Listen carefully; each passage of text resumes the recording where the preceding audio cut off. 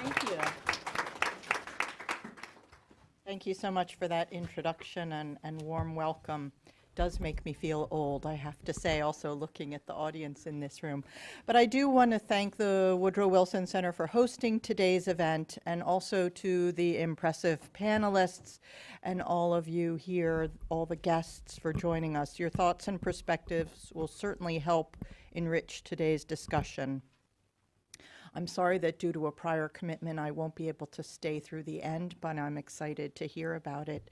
And I know I have many colleagues here who will be participating. As was mentioned, today's dialogue is the first in a series of 3 to facilitate discussions on how integrated population dynamics and family planning programs can help shape and achieve broader development goals, including poverty reduction, building stable and resilient societies, and moving countries closer to their goal of self-reliance. Family planning is what originally drew me to global health and development, so that makes it a particular pleasure to be here and share this event with you. The session this morning will focus on the role of population and family planning in building peace and security. Upcoming sessions will examine the role of population dynamics and family planning in supporting prosperity and building resilience. All 3 sessions are linked together with the goal of facilitating dialogue, sharing best practices and experience based on latest research, policies, and projects, and identifying partnership opportunities for further integration of population and family planning with other development sectors. I think many of you know this is an ongoing priority and focus for USAID as well. I hope you will join us for the entire series and contribute your ideas to the dialogue. I'm looking forward. I've heard we've had an excellent facilitator with us here today, so I think it will be a very productive session. Back to today's topic on the importance of population dynamics and family planning in promoting peace and security. And I do realize I'm preaching to the choir in many ways, and there's great expertise in this room, but I really wanted to sort of set the stage for these introduction of this exciting series and really position the series overall and today's dialogue. I think you all will agree that the crucial determinant of peace is the role of women in society. At USAID, development interventions that focus on building stable, resilient societies include the provision of voluntary family planning and reproductive health services to women and couples. Access to family planning has a powerful impact on birth rates. Family size falls when women have access to a range of contraceptive options and can make voluntary and informed decisions about the number and spacing of their children. Children in smaller, healthier families, in turn, are more likely to enter school and stay in school than children in large families. In countries where the birth rate has fallen, children graduating from school have better employment prospects as adults, thus contributing to the social and economic progress of their communities. A wide range of global partnerships have made important strides in recent years to promote and strengthen family planning.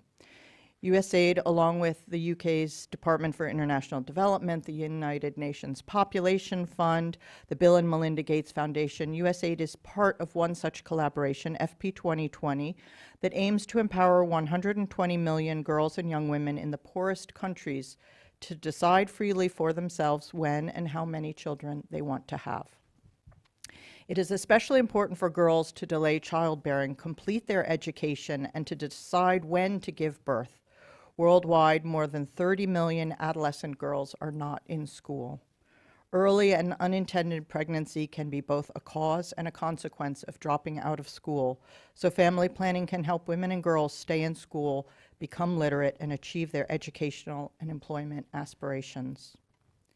In addition to promoting peace building by increasing women's empowerment and their agency, family planning can also help catalyze accelerated economic growth.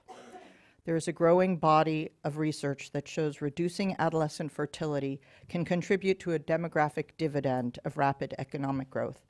Having fewer children per family leads to more household savings and increased investments in each child. We see this phenomenon in countries like Korea and Thailand, where population policy and family planning services were aligned with human capital development policies, particularly girls' education, to accelerate economic growth. For the world's poor, unbridled population growth intensifies poverty, insecurity, political instability, and social unrest. Improving access to voluntary family planning helps slow population growth, which helps to reduce poverty, increase schooling and economic opportunities, and reduces inequality by creating greater opportunities for all through social development. Over the years, research has shown us that countries that have a youthful age structure are at increased risk of civil conflict and political violence, particularly if few economic opportunities exist for young people who are entering the labor force. The very young age structures mean that these countries have a consistently growing group of young people entering the labor market and seeking opportunities. A growing young population can challenge a government's capacity to provide sufficient jobs, education, and resources, and can increase the likelihood of conflict. Studies show that a large youth bulge, defined as a high number of 15 to 29-year-olds, is associated with an elevated risk of civil conflict.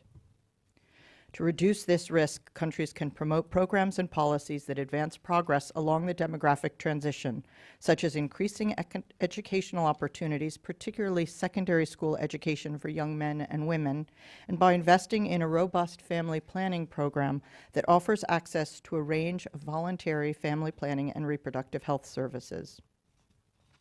The political impact of fertility decline is significant. As a country and its population age, studies show that the probability of attaining and maintaining a liberal democracy is increased. Currently, more than 40 countries are young, with total fertility rates above 4 children per woman. However, in another 70 countries, the demographic transition is more advanced, and the chances for liberalization and stability are greater. While family planning is not the sole solution, it is important to understand that the high proportion of jobless youth relates to the overall population structure and the sluggish economies that cannot support even menial jobs for everyone. As the development community positions itself to address global challenges, including instability and conflict, it will be essential to focus on youth, which is another priority for USAID. Today's youth in many ways will decide our future. To harness the immense potential of the world's young people, the global community must increase efforts to meaningfully involve youth in the decisions that impact their lives. When we support young people's aspirations and engage them in conversations on family planning, they better understand the importance of delaying the age when they have their first child and of spacing pregnancies. USAID works with numerous partners to empower youth, and I just wanted to provide a few quick examples.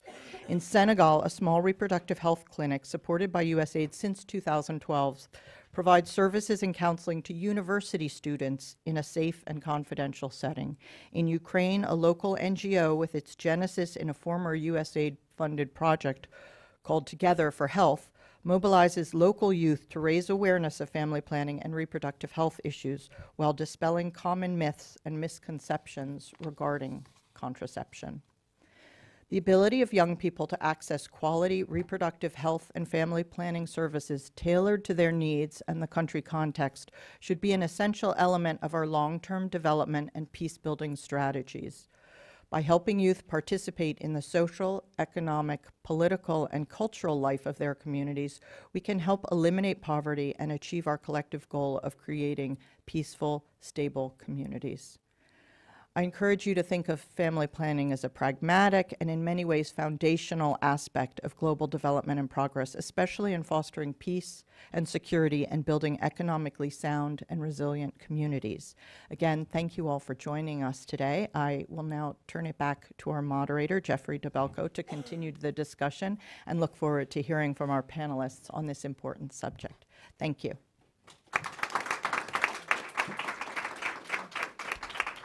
Thank you very much, Carrie. That was a very comprehensive and elegant outline of not only today's topic of peace and security, but also of the entire basket of sustainable development goals.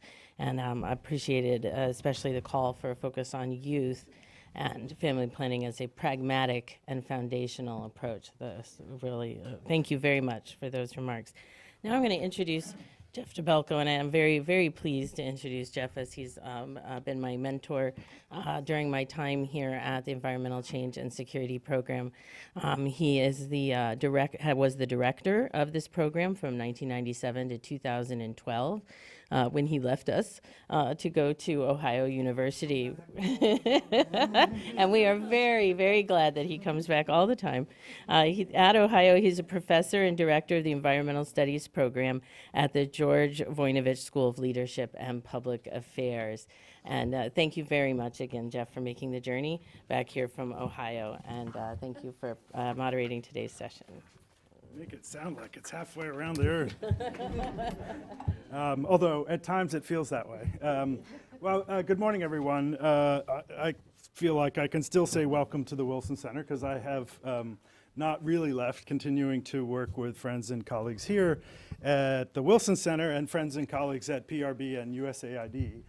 Those are partners, internal and external, that we've had in trying to find the analytical insights and the practical implications of issues of population, environment, health, development in wider foreign and security policy contexts. We're just talking here at the beginning, and really the program at the Wilson Center started in '94 from the demand signals from government that said, hey, the Cold War is over. These aren't new issues, but how do they fit in the larger foreign policy and security policy context?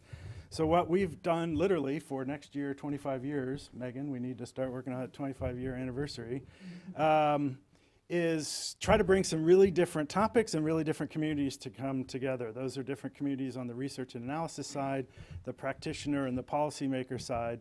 And as you will see in today's panel, there are all sorts of ways to come at it, from an analytical, field-based implementation, designing and deriving policy, and then also taking the long view and understanding that some agencies and departments that are tackling some of this are going to be really focused. Some of them aren't. Part of what we do is, even when they don't think they need to be, we're there to continue this dialogue and this process. So when opportunities and needs are there to integrate, take account of these opportunities that come with engaging on issues like family planning, reproductive health, and the larger, what that means in micro and what that means in macro. And we'll have those different scales presented and represented in today's conversation. So I'm going to stop because we have really interesting people, not a lot of time. As you might imagine, we've already given our apologies for giving them like insultingly short amounts of time to talk, given all the dynamism and interesting things that they all have to share. Fortunately, we have everything from lots of previous publications, conversations, because we have some veterans of the Wilson Center here, writing and speaking, and new friends, but we try to really capture that on various platforms, Wilson Center, PRB, and friends. So we can guide you for extended conversations with all these folks on all these topics. I'm going to introduce them quickly. You have the bios, so I'm not going to read them and embarrass them because they're distinguished. But to give you just a little bit of context, so we're going to start with Rich Sincata. Rich is a recidivist here at the Wilson Center in the best of ways. He's really providing some of that analytical work. He has looked at demography, conflict, and security from a variety of perspectives. I think notably in this context, Rich, who had opposed, for example, at Population Action International, an NGO familiar to many of you, went and joined the National Intelligence Council to provide this kind of analysis in some of the fundamental assessment documents that the intelligence and security community do, including the global trends reports that are done every 4 years for the new administration. And so he's going to talk about a snapshot, I promise. He's empowered me to give him the hook because he's got a lot of exciting stuff. But he is one where we have lots of publications, including one that Megan tells me went up online this morning, right? So hot off the press, if it's a press when you put it on a website. Next, we're going to have Rachel Vogelstein from Council on Foreign Relations speak.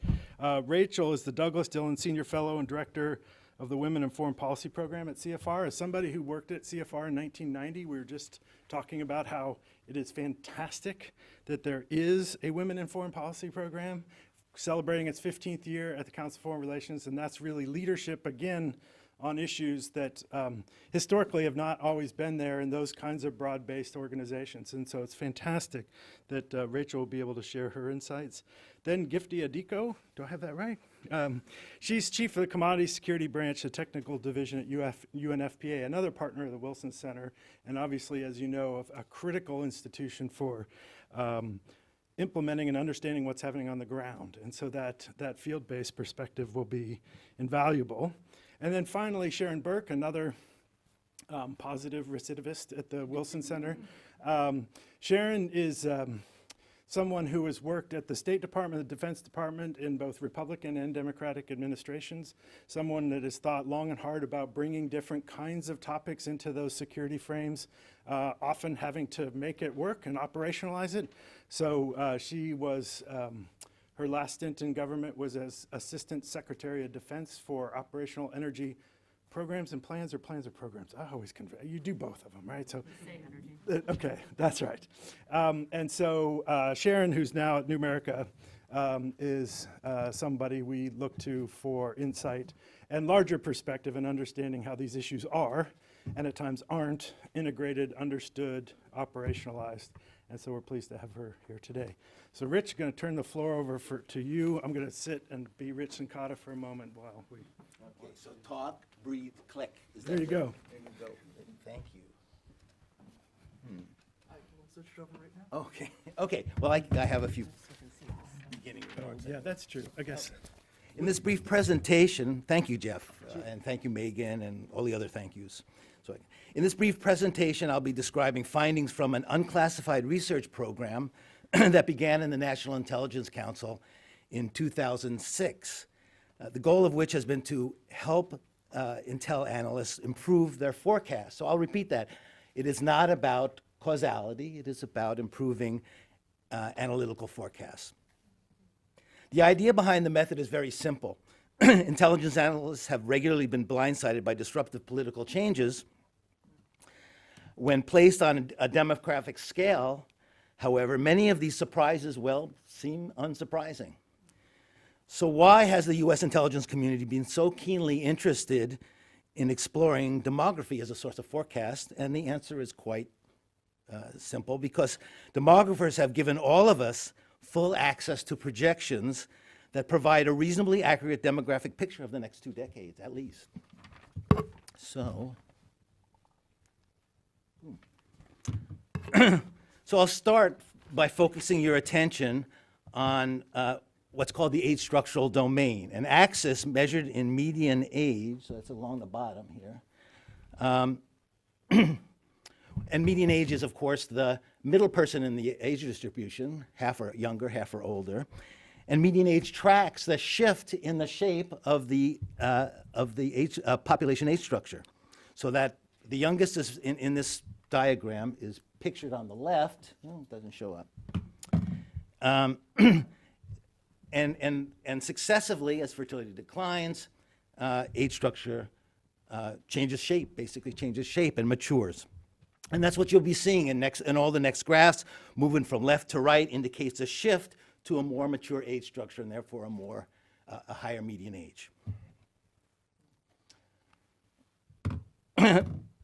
For example, here is a depiction of Vietnam's progress through the age structural transition in 20-year increments, from youthful populations in 1975, and the red means youthful, to another youthful population, 1975, 1995, next 20 years, another youthful population, and then to 2010, an intermediate population. And if we use the UN projections, we can see what Vietnam will look like in 2025. That's right, 2035, I'm sorry, in 2035. So I'm sorry, 2015, then 2035. That purple area behind the profiles is what the UN Population Division has called the demographic window of opportunity. It's a central section in the transition where the proportion of the working age is relatively large and the proportions of childhood and old age dependence are relatively small. Much more importantly, I think, is that the window coincides with the rise of countries into the World Bank's upper middle income category. And it also coincides with declines in childhood mortality to under 25 deaths per 1,000 live births, and with late secondary school enrollment rates that are greater than 80%. So that's where development is occurring. These astructural maturation goes along with changes in per capita income, child survival, and educational attainment. So now for the big question. How do you get there? How do you, as a country, enter into this demographic sweet spot? And this is a plot of fertility, recent fertility, versus 2015 median age. And it provides an answer for us. By experiencing a decline in total fertility rate below 2.8 children per woman. That's how you get in. You may get in there a little, you may drop to 2.8 earlier than that, and then you'll age into it. Of course, that doesn't mean that either fertility decline or some type of age structural effect is directly responsible for all that occurs in the demographic window, but it does suggest that these demographic factors are an integral part of the complex process that we call development. So what should intelligence analysts expect from a country that moves into the demographic window? For some type of political regimes, the window signals an increasing likelihood of liberalization, the move into liberal democracy. As this graph depicts, since the early 1970s, age structural maturation has been virtually synonymous with increases in the likelihood of being assessed as a liberal democracy that is categorized as free in Freedom House's annual assessment. Meanwhile, the likelihood of being assessed as a partly free or not free state has declined as states have matured through this transition. And you can see those lines as age structure matures from the left to the right. Perhaps the most important finding is that the odds of stabilizing liberal democracy inside the demographic window, when compared to before the window opens, has been about 9-to-1. So Ghana is actually quite exceptional, as is Senegal and Benin. Quite unusual, I would say, to be before the window and still retain liberal democracy, high democracy scores for that period of time. Understanding interstate conflict in this framework remains an ongoing challenge. Interestingly, people thought that was the easy one, and it turns out to be much more difficult than liberal democracy and harder to predict. Political demographers have learned that it is necessary to distinguish between civil conflicts, where the regime is contested, and ethnic or territorial conflicts that involve ethnic separatists. Secondly, conflict history makes a big difference. As this graph illustrates, whether countries are at peace, let's see if I can do it over here no, I can't. I don't see it. It's there. It doesn't show up on the screen, sorry. As this graph illustrates, whether countries are at peace, down here, with no prior conflict, or have experienced intermittent conflict or persistent conflict, as age structure matures, the likelihood of encountering another conflict in the next 5 years declines. And as you can see, the effect is quite dramatic.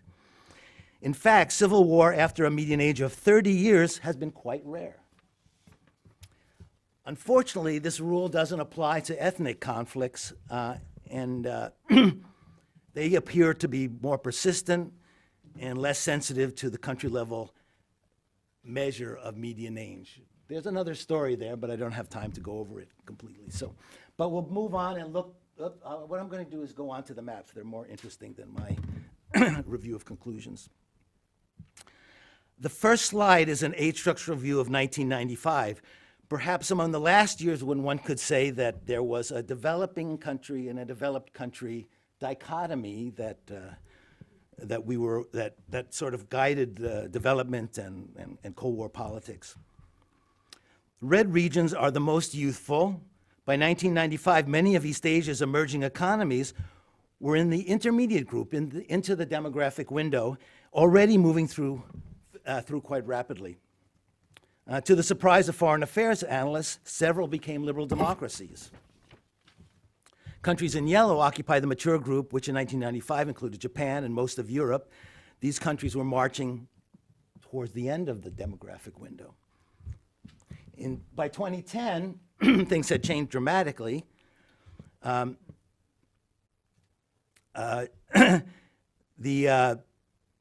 What you see actually is our fertility changes that have been occurring over the last 40 years, and now they have become changes in age structure. This map also exposes regional clusters that remain youthful today: the Sahel, tropical Africa, parts of the Middle East, parts of South Asia. So let's move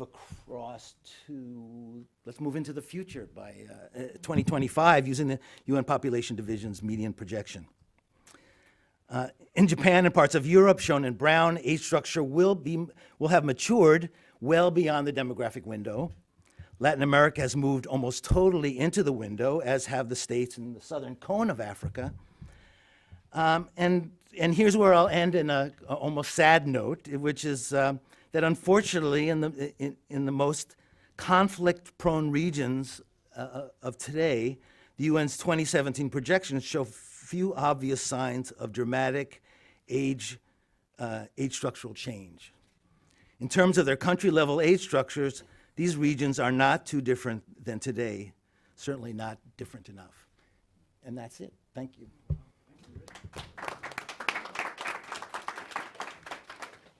Rachel, would you like to I will. here, whichever you Yeah, I'll prefer. sit here if that's okay. If somebody's coming up here, I'll let them pass.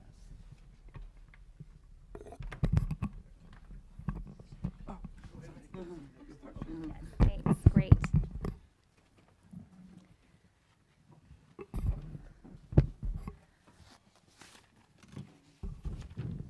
Thank you for that fascinating overview. I also want to thank the Wilson Center for convening this important discussion. It's a privilege to be here and to join all of you.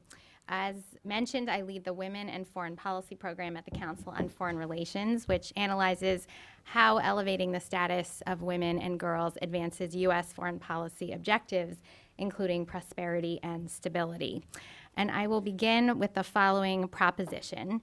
It is no accident that the nations in the world where we see the most instability and conflict are also the nations where women are most likely to be denied their rights.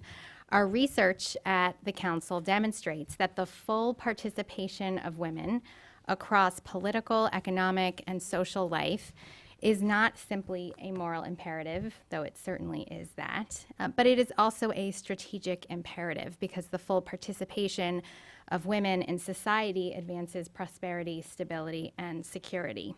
And of course, the full participation of women cannot be achieved without their ability to control the timing and spacing of their children, including through access to contraception. As Jeff mentioned, historically, this issue and so-called women's issues were thought to be ancillary to hard foreign policy and national security concerns. But today, we have a growing body of evidence that shows that lack of access to family planning is relevant to security because high fertility and population growth can fuel instability. So why is that? There are a few reasons. First, high fertility rates can deny opportunities for economic development. We've already heard about the demographic dividend that's been described, and I'm sure we'll continue to talk about that key link between family planning and economic growth. High fertility rates can also contribute, as we know, to maternal and child mortality and a variety of poor health outcomes, which are costly and fuel instability as well. And high fertility rates strain public resources for health, for education, for other critical services, again, thereby fostering instability. So I'm going to give a few concrete examples of the evidence that we now have about the relationship between women's empowerment, including family planning, and stability. So let's first consider the effect of family planning on global health, which we've already heard about from our keynote speaker. Lack of access to family planning can beget early pregnancy and childbearing, which is a leading cause of death for girls aged 15 to 19 in the developing world. And even when young mothers do survive, the health of their children is jeopardized. So we know that stillbirths are more likely, infant mortality, 50% more likely when mothers are under the age of 20. The risks of prematurity, of low birth weights, childhood malnutrition, that all increases as well. And these poor health outcomes foster poverty and instability. Or we could consider the relationship between family planning, education, and economic growth. We know that contraception, as we heard earlier, is critical to education, particularly secondary education, where we still continue to see a gender gap, particularly in sub-Saharan Africa and South Asia. And girls' education, in turn, promotes economic development. We know that even one extra year of schooling beyond the average can increase women's wages by 10 to 20%, and the World Bank has concluded that even a 1 percentage point increase in the share of women with a secondary education raises a country's annual per capita income growth. So these benefits essentially vanish from the global economy when a girl's education is cut short because of early pregnancy or childbearing, or I would argue child marriage, which often results in early pregnancy and childbearing. And given what we know about the relationship between economic development and stability, this is an issue that requires more attention. Women's ability to control the timing and spacing of their children also makes it more likely that they are able to participate in security processes and across political life, which has been shown to correlate with state-level stability. So there's a link between women's participation and peace, and it's a link that is growing with respect to the evidence base. There's one study that recently found that during conflict negotiations, the participation of civil society groups, including importantly women's organizations, makes a peace agreement 64% less likely to fail. There's also a study that shows that when women participate in peace processes, the resulting agreement is 35% more likely to last at least 15 years. And that's a really important finding, particularly given the recidivism that characterizes conflict in the modern era. And even in times of peace, we see that women's ability to participate in the political process promotes stability. So when women comprise at least 35% of parliament, the risk of conflict relapse in a post-conflict state is close to zero. So that's a really astounding finding. We also know that higher levels of women's political participation are associated with a lower risk of civil war onset and a reduced likelihood of state-perpetrated political violence. So that means fewer killings, fewer forced disappearances. This also relates to torture and political imprisonment. And states are more stable when women are empowered at the household level. And empowerment at the household level, of course, directly relates to access to contraception. There's an important study of women's empowerment at the household level that found that countries in which women are less empowered are countries that are less likely to be stable. And this was measured by looking at factors like political instability, lack of variety of freedom, autocracy, corruption, internal conflict, really across the conflict continuum. So access to family planning, I would argue, is critical not just as a matter of human rights or even development, but as a matter of security and stability. It relates to health, to education, to economic development, to the ability to access government services, and all of these in the aggregate are certainly related to stability. And I'll just close with one anecdote that was often repeated during my work at the State Department, where we worked assiduously to promote the involvement of women in peace processes. an imperative that is a bipartisan imperative, and I'm very pleased that our Congress recently enacted the Women, Peace, and Security Act of 2017, which President Trump signed into law, and I'm very hopeful that we'll continue to see women's participation grow. But I think this anecdote helps explain why it matters to have women at the table and why it's so important to consider the full range of barriers to women's participation, including a lack of access to family planning. And the story relates to the 2006 peace negotiations that took place in Darfur. Some of you may have heard this story. Male negotiators had deadlocked over control of a particular river, going around and around without any conclusion in sight. The women had all been excluded from the negotiation, and eventually one of the men came out, and the women demanded to know where the negotiations stood. And upon learning of the source of the dispute, the women threw up their hands. They couldn't believe it. Why? Because that river, in fact, had dried up many years before. Now, why did the women know that? The women knew that because they were more likely to fetch water. They were more likely to wash clothes in the river. It's not to suggest that women are better or have more important perspectives to bring. It's to make the point that having a diversity of views around the table makes it more likely that we will achieve outcomes that advance security and stability, and that by artificially cutting off the talents, the information that 50% of the population can bring to bear, whether that's because of limitations that are legal barriers or whether that's because of a lack of access to family planning, which reduces women's ability to participate across a full range of societal endeavors. We are all really at a disadvantage. So I will conclude there and turn it over to my colleagues.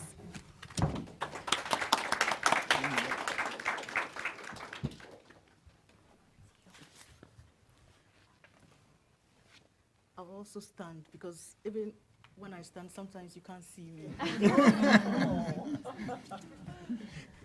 And which one do I use? This button. Just this button. Okay. So hello, everybody, and thank you for the invitation to participate in this forum. And I bring you greetings from Natalia Kanem, the UNFP Executive Director. My presentation will provide an overview of the programmatic side of our response to humanitarian situations, and I'll explore how UNFPA is filling these gaps in collaboration with countries and partners. Ladies and gentlemen, the sad news is that protracted crises are the new normal. And the nature of humanitarian crisis is changing.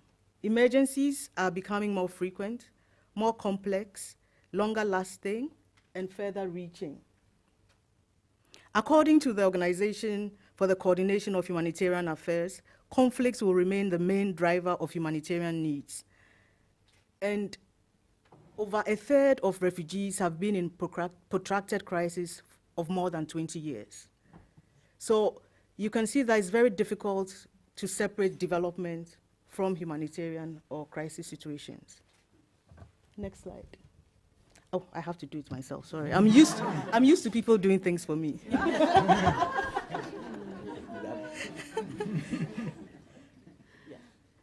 So this is exactly what I said.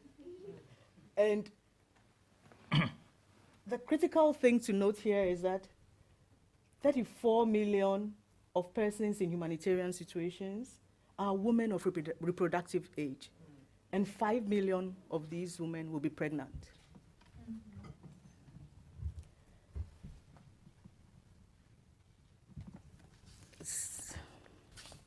During conflicts and natural disasters and other emergencies, sexual and reproductive health needs of women can be overlooked.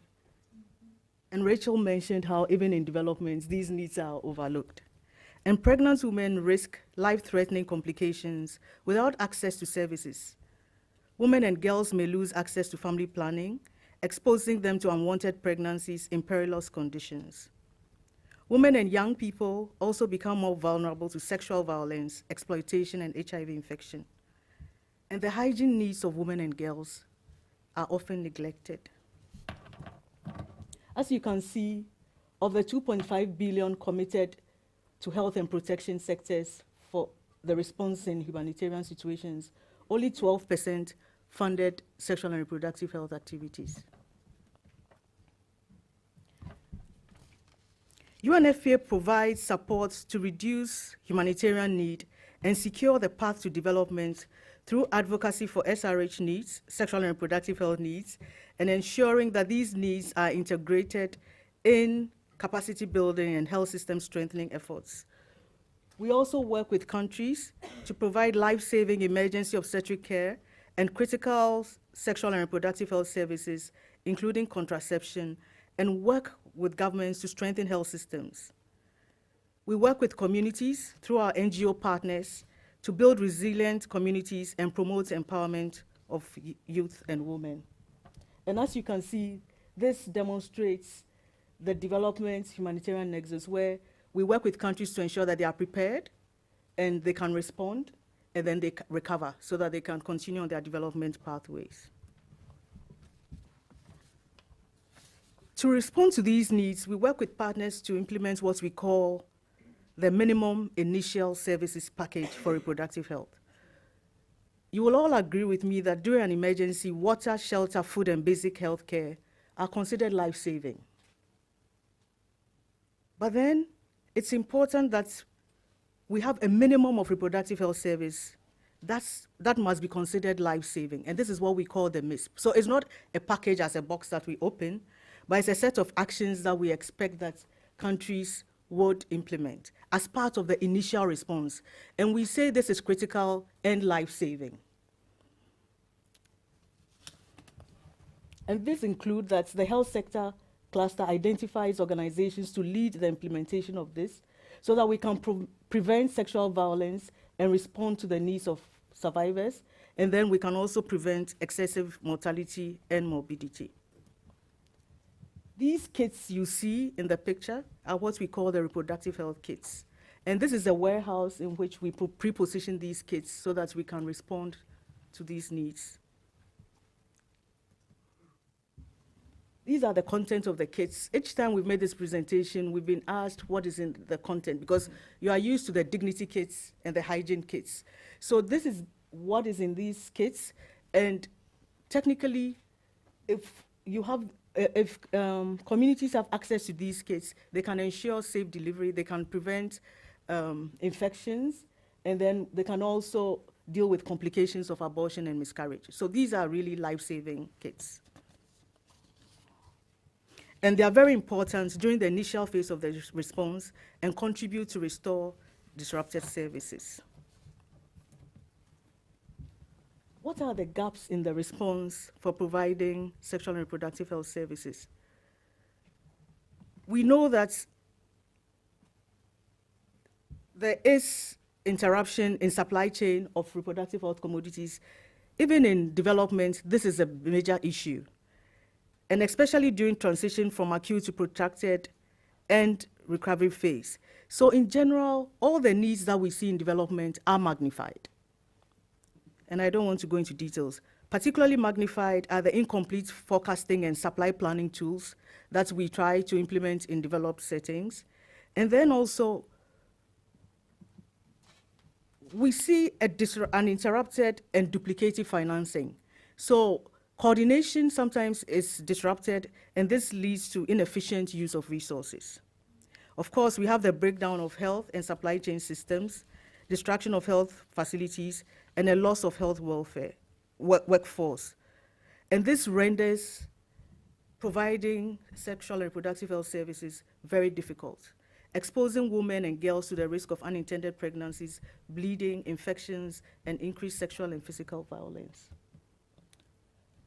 So how do we meet the needs in collaboration with partners? And partnership for us is key. We work across the humanitarian development nexus as the UN Reproductive Health and Rights Agency, building stronger national and local capacity towards achieving universal access to reproductive health, and investing in resilience, peace, and security in line with our grand bargain commitments. To achieve these aims, we work together with global, regional, and national partners in advocacy and policy support for quality family planning as part of sexual and reproductive health services in humanitarian settings. As I mentioned earlier, it's critical that these services are seen as life-saving and are part of the initial response. We also work with our national counterparts to develop capacity within health systems, especially among providers, for the provision of quality family planning services, including human resource development. And this is important because, as I said, some of these crises go on forever. And we work to ensure that family planning is integrated within sexual and reproductive health services. I would like to end with a quote from our executive director, who said that our goal is to ensure that every woman and adolescent girl, whether she is a refugee, displaced within her country, or deprived of her basic rights when services break down, can prevent an unwanted pregnancy, can give birth safely, and can live free from violence. Thank you, ladies and gentlemen.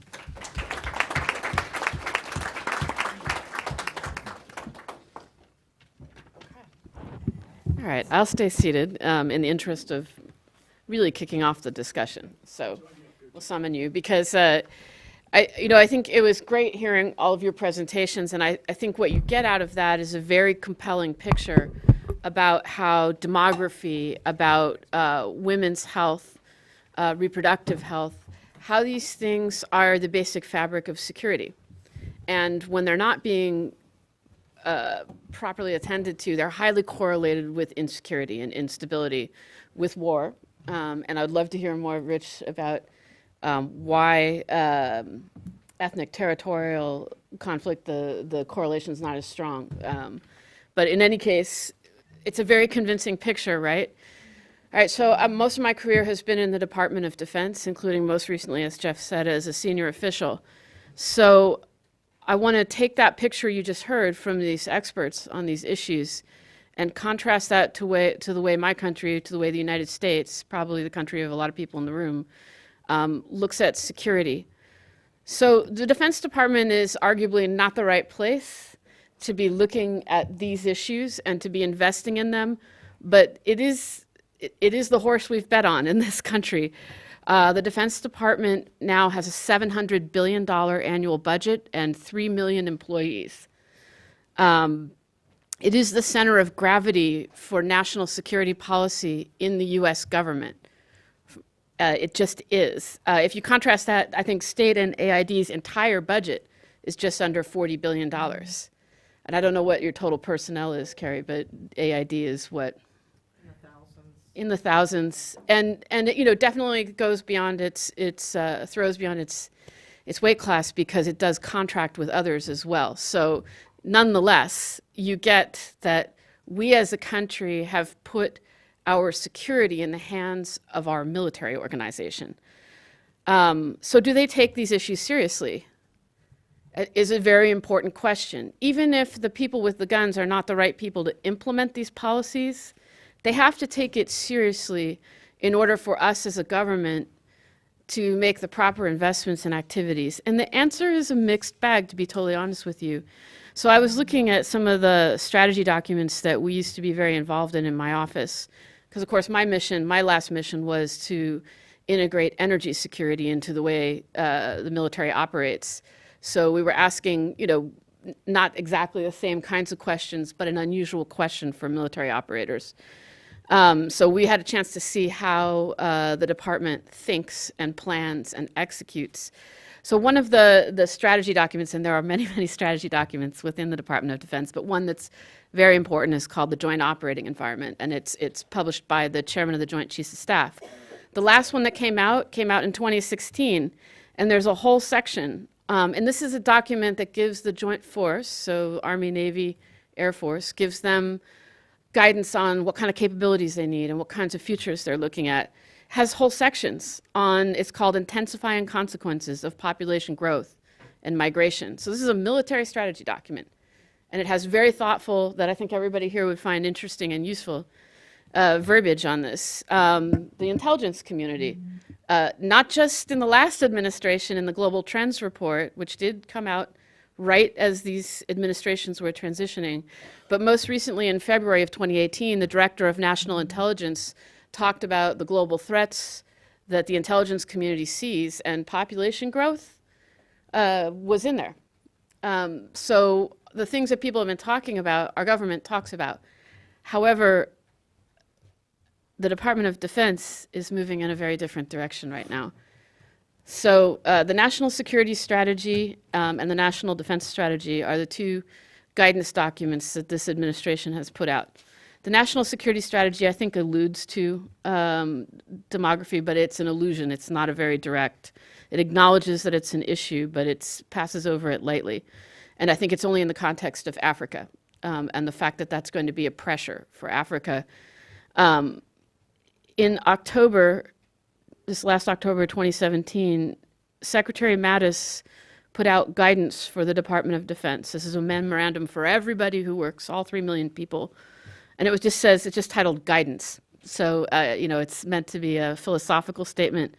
And he says in the second paragraph, he talks about the importance of the Constitution and the role of the 3 million men and women uniformed and civilian in the department. And then his declarative statement in the second paragraph is, we are a department of war. Okay, so that's a philosophical shift. We are not. By law, we're a Department of Defense. But Secretary Mattis has said we are a Department of War.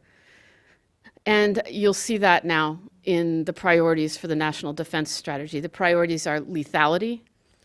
So it's very aimed at improving the weapons for warfighting. On some level, I understand this, and on some level, it's a good thing, right? Again, you don't want your military, whose primary purpose is to fight your wars, to be delivering contraception and family planning. You don't. But you do want them to understand the importance of family planning, of women, of demography to the global security situation if you want a department that can build security and not just fight wars. But that's not how our government is structured, and we're taking a big move in the other direction. Our declared strategy now is that we're seeing a return to great power competition, and that we need more lethal military, and that we need allies.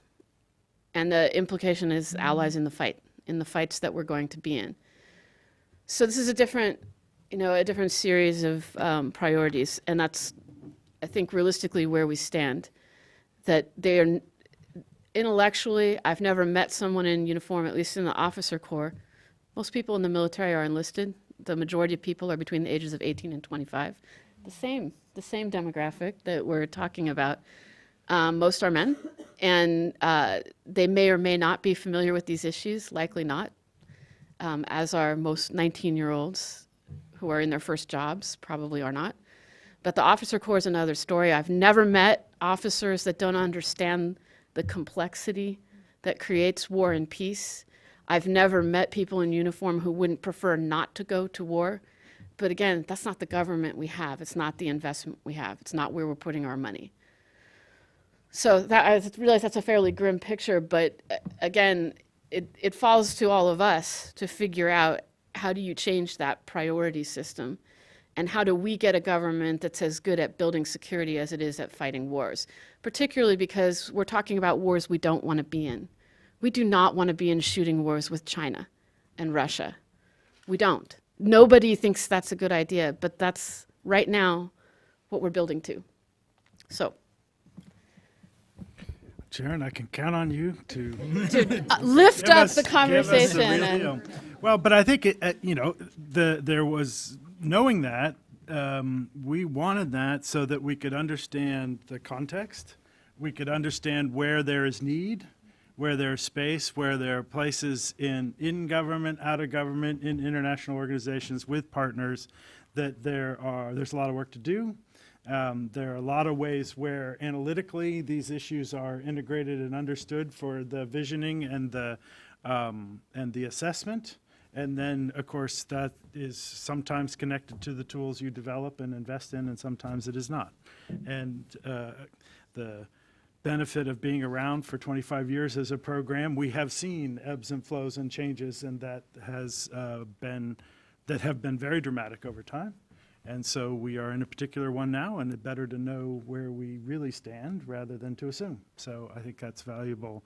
I realize there's one last thing that I can say about that too, is that when the United States began military operations in Iraq and in Afghanistan, you saw them operationalizing the fact that they get this, right? And they created these provincial reconstruction teams that were fundamentally to go out and try to build, they were trying to fight a war and stabilize and reconstruct civil society all at the same time.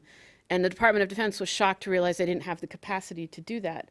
And so they had to kind of create it on the fly, along with people from other parts of government. But the other parts of our government are not operational in that sense, generally speaking.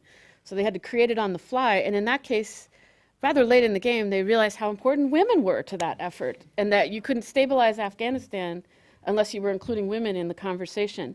Now, rather than take that lesson and operationalize it and start incorporating it into the way they plan for the future, they've just said, we're not going to fight that kind of war anymore, which is not the first time we've said that to ourselves.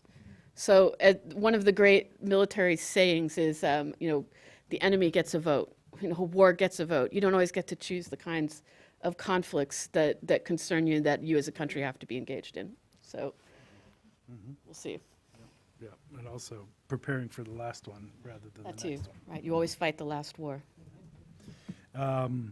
Terrific. Well, I want to give the panelists an opportunity to expand. Perhaps, Rich, since Sharon has given you that question about giving us a little more detail, maybe you could start, and then other folks, if you have reflections or responses, and then we'll be sure to include our audience here in the room in the discussion as well. So, Rich, you want to? Okay. The question was about why does ethnic conflict not follow the same rules that civil conflict does? And you have to remember that the measure here is median age, so that's a country level measure. And it appears that it's really subnational demography that is at least a clue to ethnic conflict. That is, you can have a country like Myanmar, for example, where the population, the majority population has actually moved on and has a median age of, say, around 30 right now, and it's really in a prime spot for democratization and for ending conflicts. On the other hand, what you have is a history of conflicts and minorities who are youthful. Now, that doesn't mean that it's their fault. It doesn't mean that that is exactly indicative of the ability to mobilize. That's probably part of it. But what you also see is that some, like the Rohingya as an example, it's not necessarily that youthful minority that is making the first strike.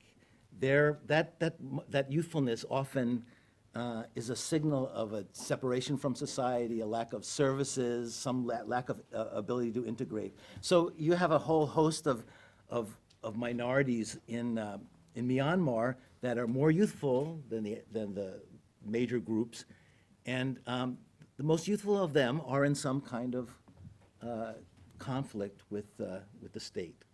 And that's a rule that you can see across many countries, Thailand, and it's been in Indonesia, even among people of the same religion.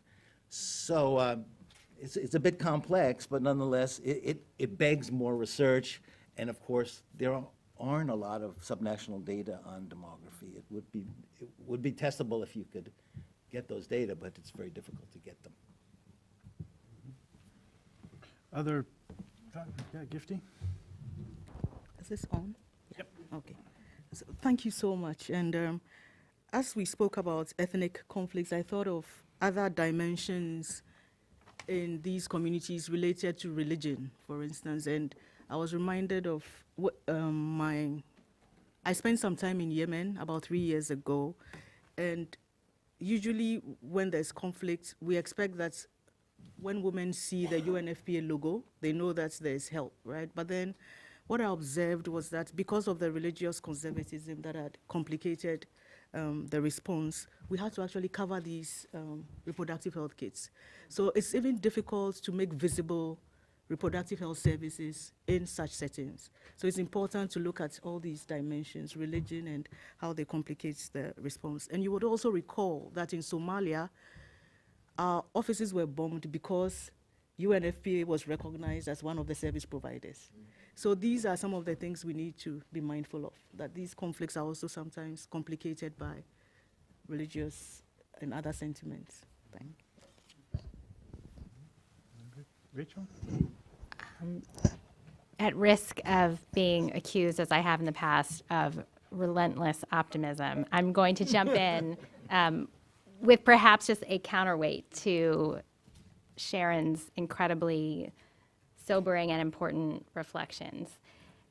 I think from the perspective of recognition of the relationship between women's rights and gender equality and security, that notwithstanding the picture that Sharon, you outlined, which is, in my view, right on, I think that we are still seeing slow progress that we can feel confident will result in changes in the future. And the notion that we would have a piece of legislation that recognizes the importance of women to peace and security, that was championed in a bipartisan fashion by a Republican on the Foreign Affairs Committee in the House, for example, that was signed into law by a Republican president after this had been an articulated top priority of the prior Democratic administration.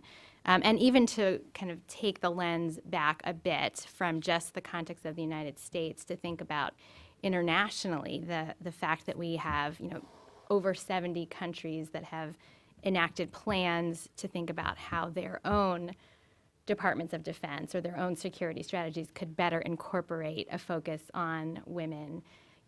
I think over this 20-25 year period, that is a sea change. So that is not to suggest that everyone gets it, and that's not to suggest that this has been integrated or operationalized. I think there's been a lot of criticism that the policy architecture that we've seen has not translated into action, and I agree with that criticism.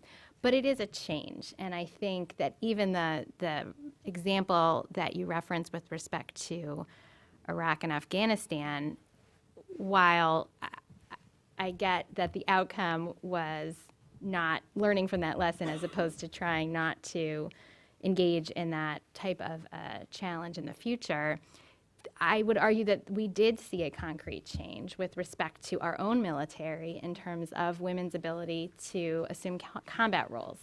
And I have a colleague at the Council on Foreign Relations who's written about women's participation in the cultural support teams that went out on night raids and how important that was, not only to the mission, because women were able to gather information and intelligence in ways that men couldn't, but it was important to understanding the value that women bring when we have a diversity of perspectives and talents that we call upon. And I believe that did factor into the ultimate decision that was then made to expand women's ability to participate. So again, at risk of being accused of being relentlessly optimistic, I think that really does speak to an important change. And even if we look at something like the national security strategy itself, since the Clinton administration, the national security strategy, in every consecutive administration, including this administration, having just articulated a national security strategy recently, there's a recognition of the importance of women's rights, gender equality, to the goals that we have with respect to security. So there's clearly much more that needs to be done, and I don't want to simplify that.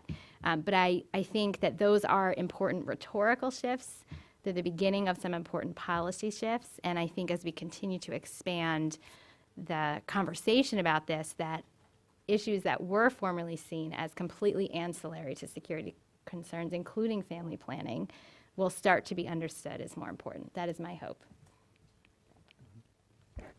I hope so too. And to be fair, Secretary Mattis has been explicit about the fact that diplomacy and development should be equal partners in our foreign policy and our national security policy.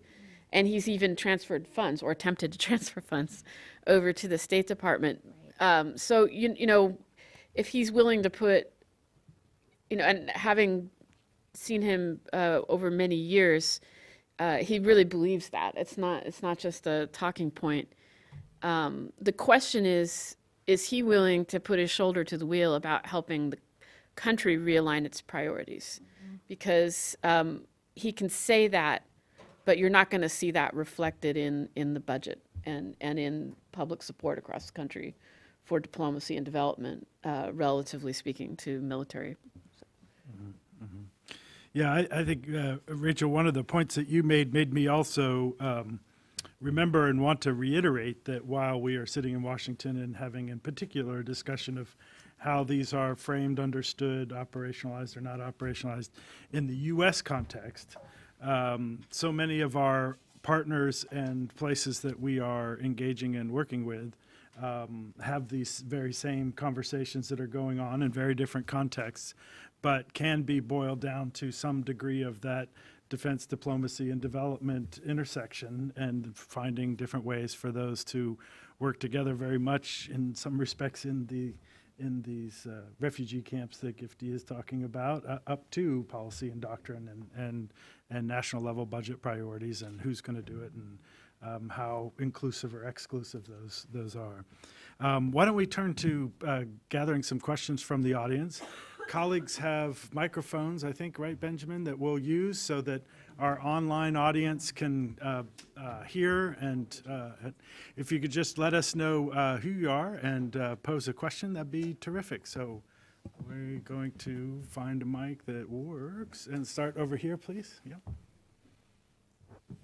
Thank you. Very interesting panel. I'm Dr. Susan Yoshihara, Director of the International Organizations Research Group at CFAM, and I know, Rich, I've been listening to your talk for about 10 years now, and you've listened to some of mine on a similar subject as well, so it's good to see you again. Also I'm also a Navy veteran like Rich, so.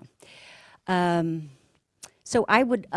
hear two conversations happening here. One is on family planning, and one is on women, peace, and security, and I didn't hear a convincing connection between those two.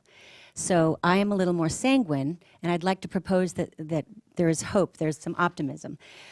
Rich, in your talk, you said that we get to that sweet spot of 2.8, and then all of a sudden, we're going to have a peaceful world. I know you said that it was not causality, but it was projections.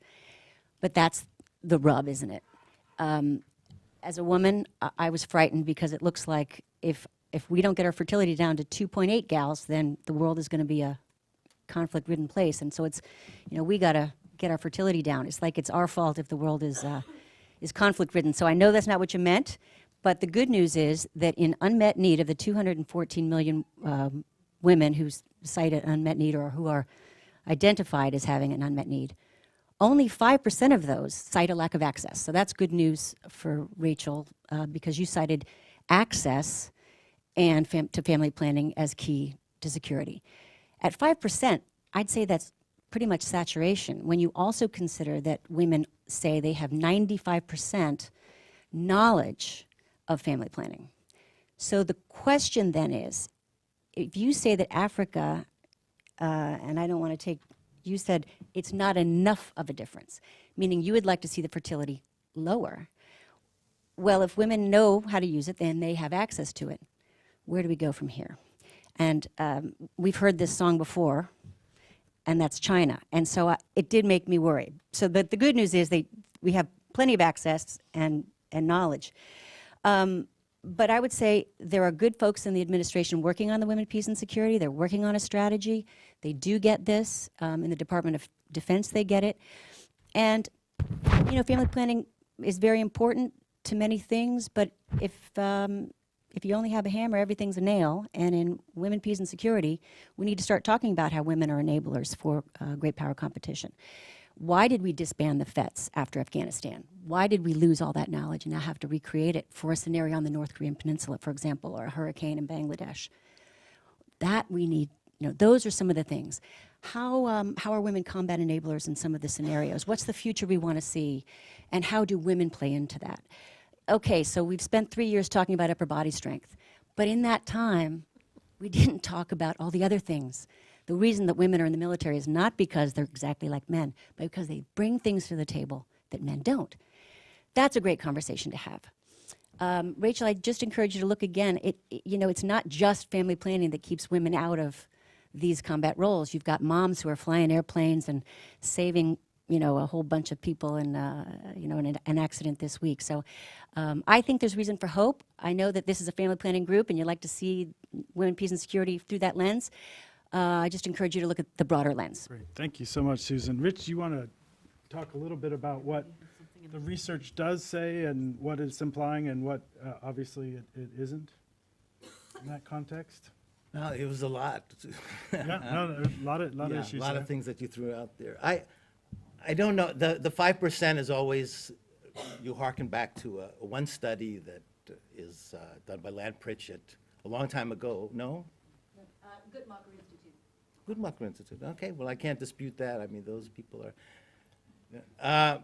I think can I ask you particularly to address that kind of question in terms of, because you've had lots of experience presenting this research in a diversity of audiences, and I think part of the value is that you're showing patterns and correlations, and it is different than causality, and that it is not then you're not then kind of saying, and therefore we should do X, Y, or Z. That's right.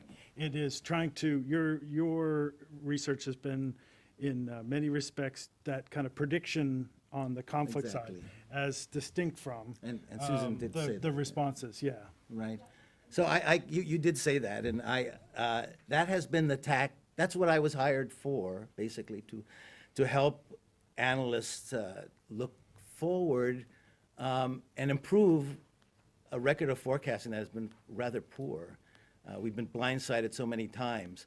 And this method has been very good. I have people who have followed this method as it's developed in the NIC over the last 3 global trends reports, know that it's done some pretty surprising things, like forecast the democracy in North Africa before it happened. And that's just one of them. So we sat up here at this table, very table, in a discussion of Yemen, the first year that Saleh was left office, and we had a whole table of people who were very, very positive about Yemen's future, and I was the only negative one. And now, it doesn't mean that that couldn't have been done in a different way. Most of these forecasts could have been conjured up with using different models. However, there is this propensity in U.S. diplomacy and defense and intelligence to sort of miss the obvious. And age structure gives you a clue. As I tried to say, age structure mirrors lots of things. It is true that you just don't get into that sweet spot unless fertility is below 2.8. And then sometimes you have to wait a while before that age structure moves up. So that was the principal use of this model, and it served it well. And I think there are some lessons here.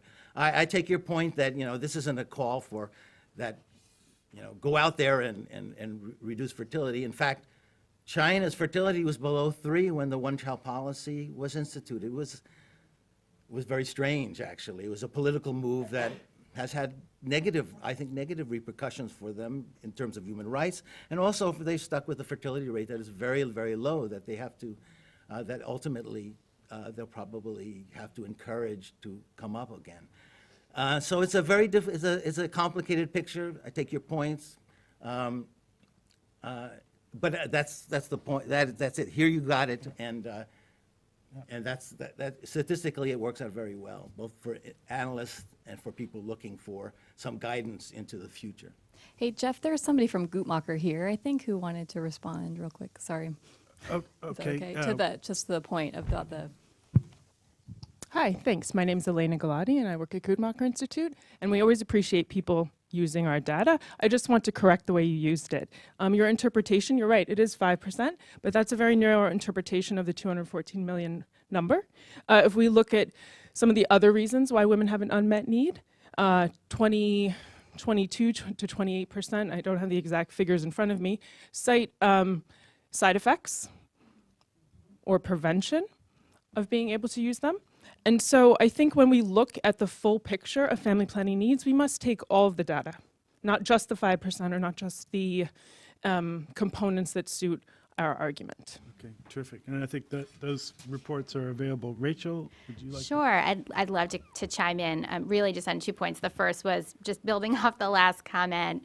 We could certainly go back and forth on the statistics and what they represent. I think, anyone who's worked on these issues recognizes that there are hundreds of millions of women who do not have the ability to use modern methods of contraception for a range of factors, whether we're talking about the issue that was just cited, whether we're talking about a full range, access to a full range of options, recognizing that not always it is the case that one option works for a particular woman, whereas it might be, and of course Gifty could speak to this better than anyone, that the commodity supply does not make a full range of options available. Of course, comprehensive sex education. There's just a full range of issues. And so, I encourage all of you here to be educated about what that range looks like. And of course, we know very well from places where we have provided that full range of options and that full range of information and access, defined broadly to address even the issue that was just raised, that's actually quite effective, and that women are then, with information and their consent, able to make the choices that are best for them and their families. I think what we learned from the presentation is the ways in which empowering women to make those choices for themselves also benefits entire economies, societies, and what we're talking about here is security. There's just one other issue that I want to make sure to be very clear on. The purpose of our discussion today was to talk about family planning and security, which was why I limited my remarks to that, and I'm sure that is the reason that many of my co-panelists did as well. But I think it's important to clarify that by no means am I suggesting that family planning is the only issue that relates to the status of women and the relationship between gender equality and stability and security. I mean, when we consider that 1 in 3 women in their lifetimes have experienced physical or sexual violence, that 5 million girls are forced to marry under the age of 15 every year, that well over 100 economies limit women's ability to participate in the economy through gender-based job restrictions that permeate throughout every region of the world. There is a constellation of issues that contribute to gender inequality. And so I think it's very important to look at the issue of family planning, which in my view is a foundational issue, but by no means is that the only issue.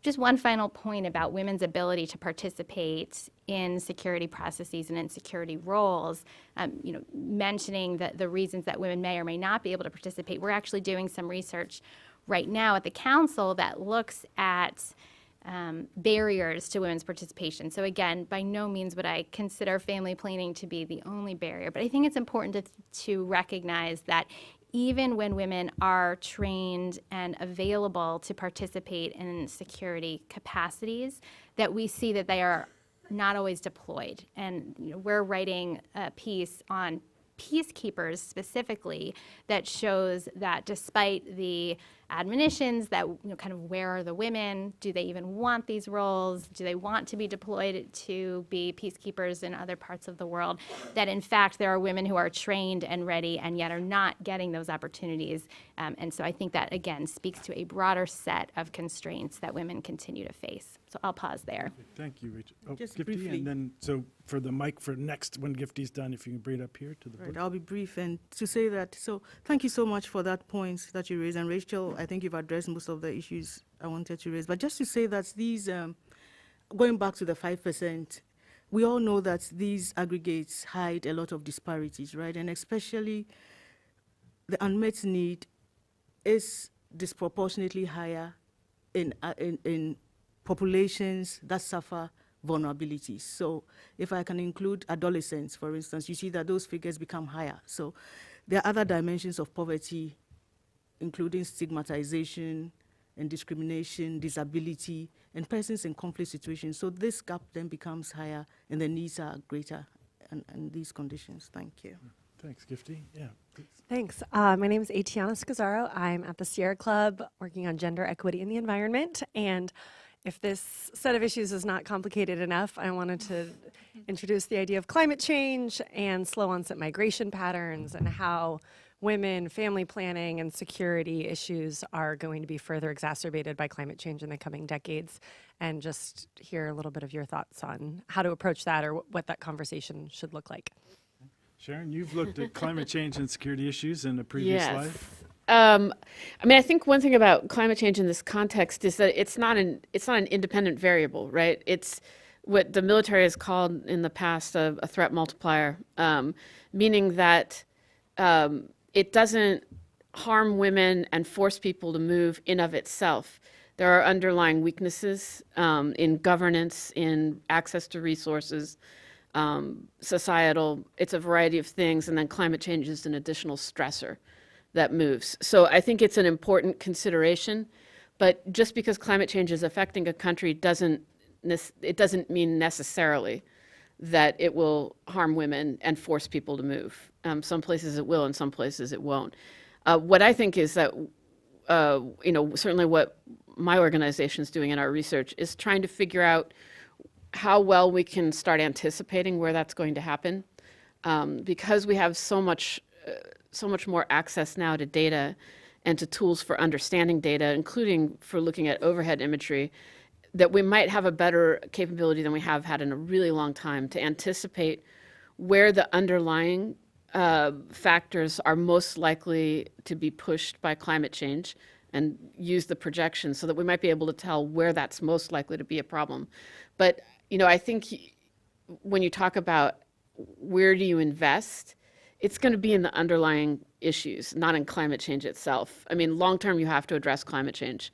But if you're talking about adaptation and helping people avoid deteriorating situations, you're going to be investing in the underlying conditions, not in climate change itself. Yeah. If I can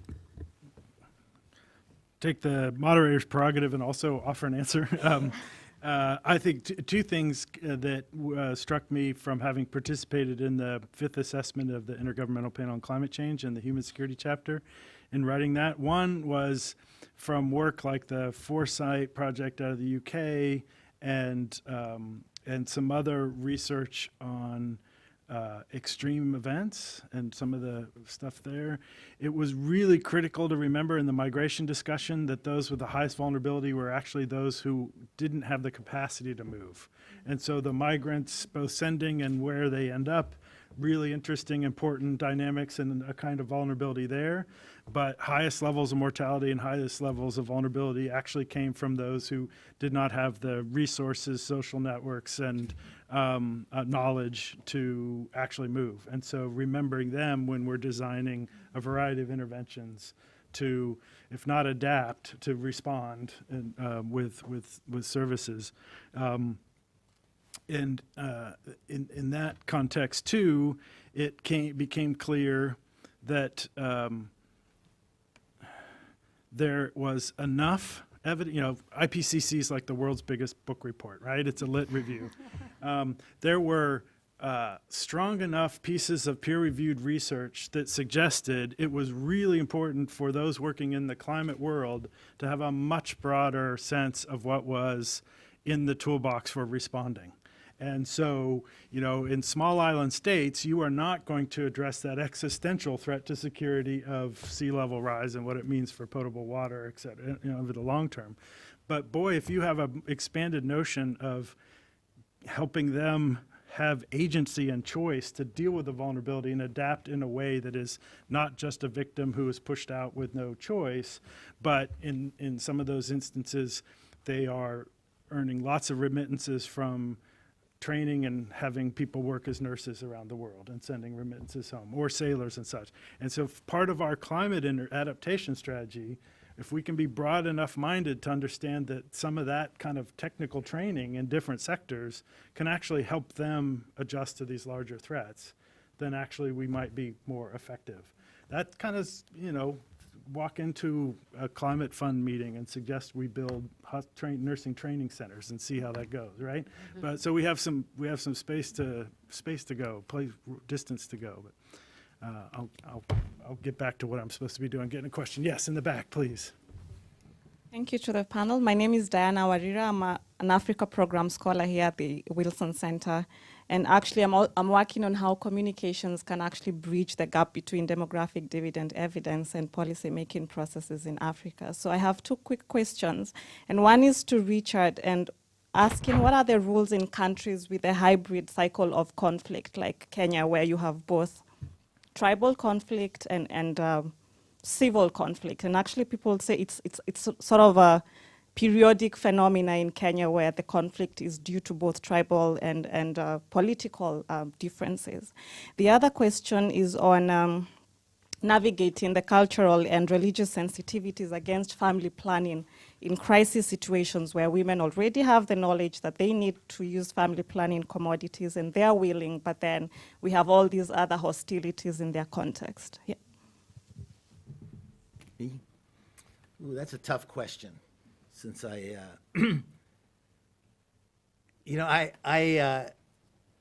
think the one finding that I think is important to Kenya is to stay out of that cycle of conflict. That's where you see real changes. If you remember that slide, the probability of a country falling into even a civil conflict, if it has not been in conflict for a few years, is very low. But once conflict occurs, once it reaches a level of over 25 deaths per year, which isn't much, but it's many African states have been able to maintain below that level, and that's reduced their likelihood of conflict. Once they get into a sort of a cyclic, like you're saying, once you get into a conflict where there are arms around and where blood has been spilt and where there's no coming back, the Somalia example, or maybe or southern Sudan, you have lots of neighbors. The Congo are already in that realm. Then you're in big trouble, and that's why we should always keep in mind that peacekeeping is a really valuable instrument, and it will be in sub-Saharan Africa and the Middle East, and any of these what one might call youthful clusters where there's just weak governance and where there's some kind of history of conflict that's already been ignited. Any other responses?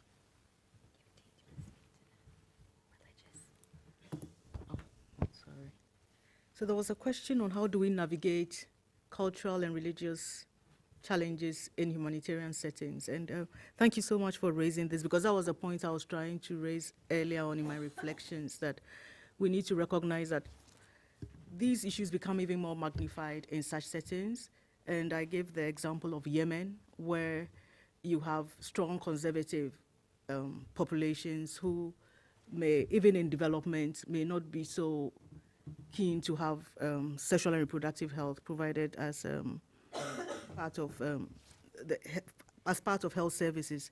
And this is where it's important that we work with communities and with women leaders. And that is what we try to do in most of the countries that we work in.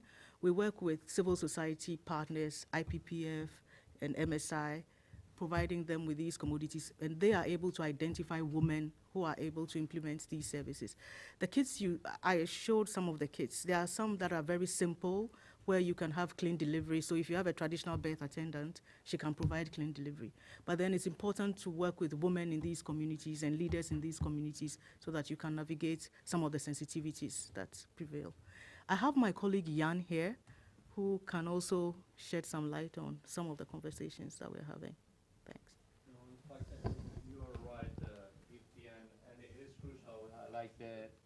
Sir, if you could use the microphone. Thank you. Well, like the role for partners in the field and how they contribute to facilitate this process. It is important, and we've seen in many cases in many countries where there are protected crises, and we have different affected population from different backgrounds, that the role of these partners in facilitating the process and easing this sensitiveness has been an important factor. So I would highlight on that. Terrific, thank you. We're down in the micro. If I could take us back to the macro, we've been jumping back and forth. And ask Sharon, you a question about advice for, given kind of where there's attention, where there isn't. Are there, if we're thinking about how the 3Ds might work together, one hypothesis would be, okay, field-based, out in the field, folks who are on the ground and understand they have that need to have multiple conversations with multiple constituencies. Where do you see kind of productive conversations and partnerships going on? Are those at the combatant command level that have kind of particular places? Is it in the assessment and the longer term range? And if one were to prioritize engagement to have those 3D conversations, where would they most productively happen? That's a great question. I think, of course, all your questions are great. It's like I think all things being equal, we would much rather see more money in our civilian organizations and in civil society. Since that's not likely to happen, I think we also have to be realistic about making sure that our military is a constructive player. And again, they want to be, by and large. Their primary job is to make war. But there is also corollary parts of the mission to that, including developing relationships with partners and allies. So as you say, the combatant commands, there are two different kinds of combatant commands. Some are thematic, so don't worry about those. That's like the transportation command that's responsible for moving things around the world. They do collaborate quite a bit with humanitarian operations, but that's a different kind of issue. Then there's the regional ones who are primarily looking at, say, there's Pacific Command, PACOM, that's looking at the Asia-Pacific region.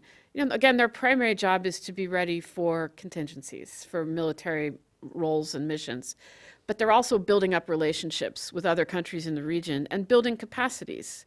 So helping those countries have militaries that are capable, but also that part of that is a human rights training component as well, because the military is not capable if it's terrorizing its own people.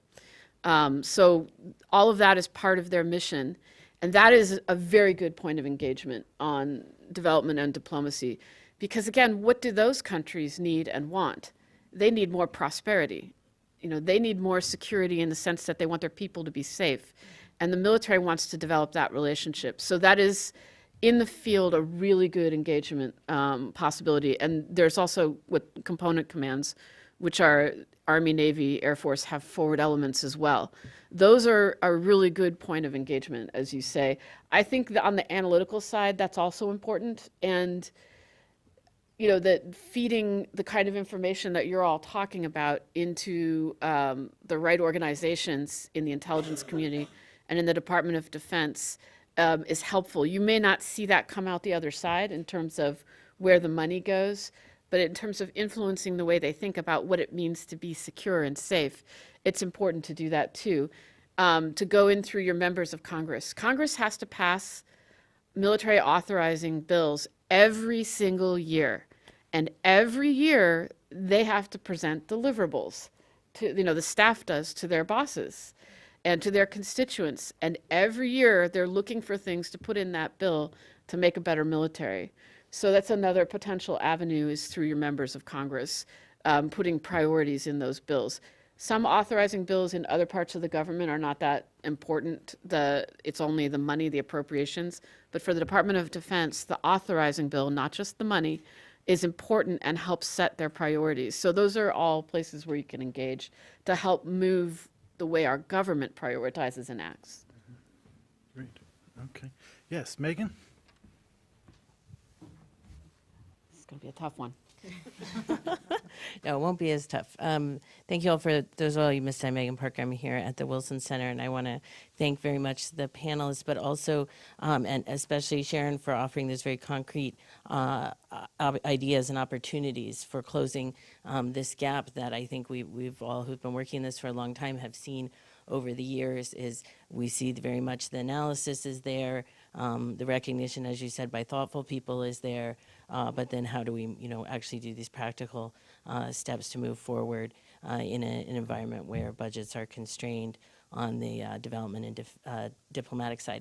And I wanted to actually ask Rachel if she saw similar sort of concrete areas of opportunity in the international architecture, either with partners overseas or through the UN or other international organizations on these ways to help continue to close this gap between what we're talking here today.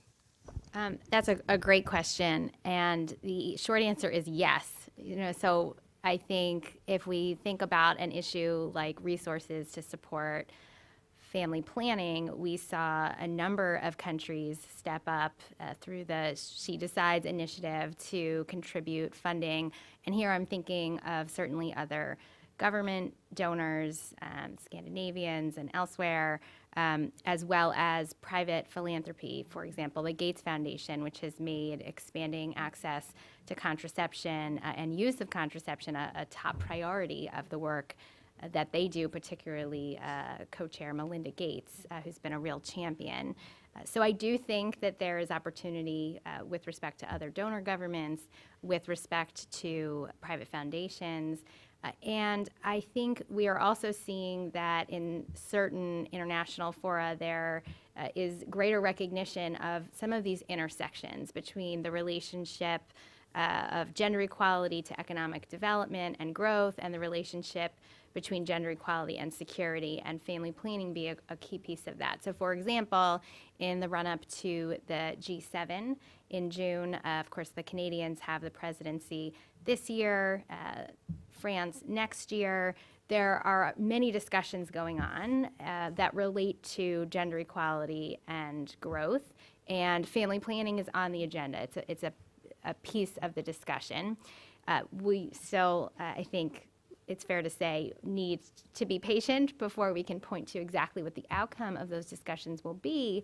But already there is a lot of activity, and in fact, Prime Minister Trudeau has appointed a Gender Equality Advisory Council that includes representatives from all G7 nations to help guide that discussion, and they'll be meeting later this month to discuss some of the concrete ideas. One of the concrete ideas that's on the table, which I'm really pleased is on the table because it's something I've written about, is growing the pot and understanding that there are resource constraints.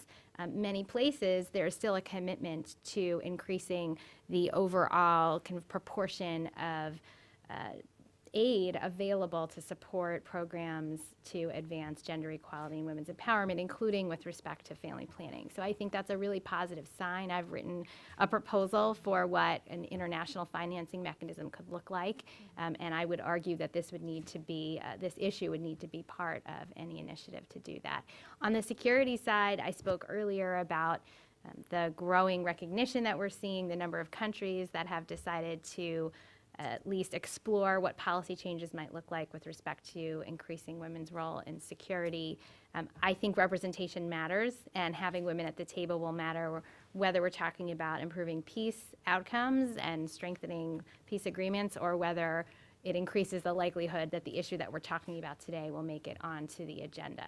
So I think there's, again, cause for a bit of optimism, although I recognize there's a lot of work still to do. Well, I think optimism is a great note to end on. And it just so happens to be we've come to that appointed time as well. So I really want to thank our panelists for the diversity and depth of the presentations and then the dialogue, and thank you and the audience here and online for engaging. As I mentioned, we here at the Wilson Center and in partnership with PRB really try to capture these points, research, policy steps forward, urge you to take advantage of the prodigious resources online. And to end, please join me in thanking our panelists.